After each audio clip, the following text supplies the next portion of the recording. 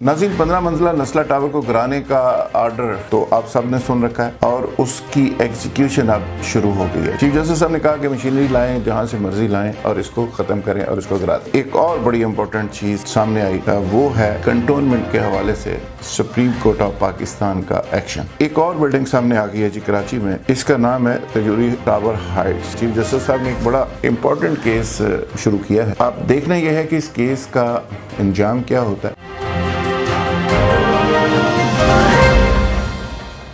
नाज़रीन, जुल्फ़िकार राहत आपकी खिदमत में हाज़िर। नाज़रीन, एक इम्पॉर्टेंट स्टोरी कराची से ताल्लुक़, और कराची में buildings mafia, builders mafia, land mafia और चाइना कटिंग्स के लोग कर क्या रहे हैं।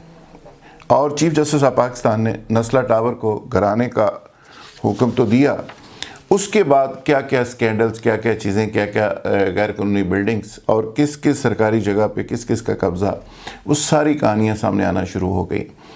और बदकिस्मती देखिए पाकिस्तान के सिस्टम की कि यानी गैर कानूनी बिल्डिंग बनवाने वाला कोई और है, पैसे कमाने वाला कोई और है, और गैर कानूनी NOC देकर वहाँ पे लूटने वाला कोई और है, और लूटने वालों की मुआवनत करने वाला कोई और है। लेकिन जब बिल्डिंग को गिराने की बात आती है तो फिर सुप्रीम कोर्ट को नोटिस भी लेना पड़ता है और सुप्रीम कोर्ट को ऑर्डर देना पड़ता है और फिर उसकी एग्जीक्यूशन के लिए बाकायदा पीछा करना पड़ता है और फिर जाके मामला सॉल्व होता है। और वो भी इस शक्ल में कि मसला जहाँ पे मौजूद होता है, मसला वहाँ पे मसला उधर ही मौजूद रहता है। एक मसले की जगह दूसरा, एक क्राइसिस की जगह दूसरा क्राइसिस ले लेता है और ये एक दायरे का सफ़र चल रहा है। एक एक ज़मीन कई बार बिक चुकी है। एक DC आता है, वो ज़मीन कैंसिल कर देता है, दूसरा DC आता है, वो उसको बहाल कर देता है। नाज़रीन, ये बड़ी इंटरेस्टिंग स्टोरी है। और कराची में एक और बड़ी इम्पोर्टेंट चीज़ सामने आई, वो है कंटोनमेंट के हवाले से सुप्रीम कोर्ट ऑफ पाकिस्तान का एक्शन। ये बड़ा अलार्मिंग है और बड़ा ज़बरदस्त और बड़ा इम्पोर्टेंट इशू भी है। नाज़रीन, आगे बढ़ने से पहले आपसे रिक्वेस्ट है कि मेरे चैनल को ज़रूर सब्सक्राइब करें, बेल आइकन को प्रेस कर दें ताकि बर वक्त नोटिफिकेशन आपको मिलते रहें। नाज़रीन, 15 मंजिला नस्ला टावर को गिराने का आर्डर तो आप सब ने सुन रखा है और उसकी एग्जीक्यूशन अब शुरू हो गई है। 4 हफ्तों का मज़ीद टाइम दे दिया गया इंतज़ामिया को, और इंतज़ामिया ने कोर्ट के अंदर पेश होकर ये यकीन दहानी कराई है कि वहाँ पे नस्ला टावर को गिराने का काम शुरू कर दिया गया है और 4 हफ्तों में ये काम मुकम्मल कर दिया जाएगा। चीफ जस्टिस साहब ने कहा कि मशीनरी लाएं, जहां से मर्जी लाएं और इसको ख़त्म करें और इसको गिरा दें। खैर, वो टावर तो नहीं गिर रहा, टावर के साथ साथ लोगों के अरमान गिर रहे हैं, लोगों के घर गिर रहे हैं, लोगों की ज़िंदगी की जमा पूंजी वहाँ पर गिर रही है। लोग जब एक एक ईंट वहाँ से गिरेगी और वो धुआं ऊपर उठेगा और लोग उसके साथ साथ उनके दिल में क्या होगा, उनकी कैफियत क्या होगी। बहुत सारे लोग हैं जो समझते हैं कि उनकी इज़्ज़त और रिस्पेक्ट के साथ साथ उनके छत भी उनसे छीन गई, और जिन लोगों ने छीनी और जो जालिम इसमें मुआवनत करते रहे, उससे पूछने वाला कोई नहीं। एंड यूज़र बेचारा सफ़र कर रहा है। यानी बिल्डर्स को ज़्यादा से ज़्यादा ये कह दिया जाता है कि जी आप उनके पैसे वापस कर दें। आप मुझे बताएं कि अगर 20 साल पहले 1 बिलियन किसी बिल्डर ने लिया था तो आज के दौर में वो 20 बिलियन हो चुका है। ये क्या सज़ा है? ये ऐसे ही है जैसे नैब के अंदर कहा जाता है किसी को कि आपने 20 अरब रुपये लूटा था तो आप 10 साल पहले या 20 साल पहले आप उसको इंस्टॉलमेंट्स में वापस कर दें। और वो क्या करता है कि वो 1 अरब रुपये देता है और उस प्ली बार्गेन होती है और उसके बाद बाहर आ जाता है और वो 20 अरब रुपये से 100 अरब रुपया बना चुका होता है। इसी तरह जो सबसे इम्पोर्टेंट चीज़ है इस सारे एपिसोड की, वो ये है कि बदकिस्मती से कोई शख्स नहीं पूछता, चीफ जस्टिस समेत, कि जिन लोगों ने ये गैर कानूनी बिल्डिंग्स बनवाई, जिन्होंने मुआवनत की, जिन्होंने पैसे लिए, जिन्होंने गलत NOC दिए, गलत नक्शे पास किए, पहले उसको बनाने के ऊपर पैसे इकट्ठे किए, फिर उसको गिराने के नाम पे धमकियां देकर बिल्डर्स से और बाकी लोगों से पैसे लिए, और सरकार की ज़मीन खाने वाला कोई, बनाने वाला कोई, कमाने वाला कोई, और सरकार बेचारी बिक रही है। खैर, ये इस मुल्क का ओवरऑल यही सूरत हाल है। अगर ये छोटा मोटा चेक अदालतों की शक्ल में ना हो तो ये माफिया इस मुल्क को 10-10, 5-5 मरले के प्लाट बनाकर बेच दे। ये मैं हमेशा कहा करता हूँ। लेकिन अब ये एक और बिल्डिंग सामने आ गई है जी कराची में, और इसका नाम है तजूरी टावर हाइट्स। इसको भी चीफ जस्टिस ऑफ पाकिस्तान ने गिराने के लिए फौरी तौर पर हुक्म दिया है।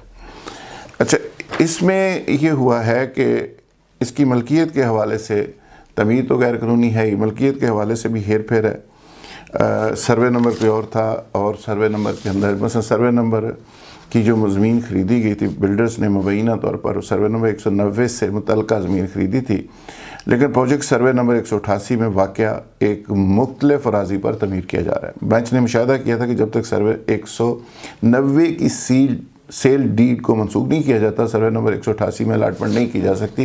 तो लिहाजा एक गैर कानूनी ये अमल है, उस गैर कानूनी अमल के नतीजे में ये बिल्डिंग बनाई गई थी। और इसमें रज़ा रब्बानी साहब, जो पाकिस्तान के एक बड़ा नाम वकील हैं, रज़ा रब्बानी साहब पेश हुए, जो चेयरमैन सेनेट भी रहे हैं।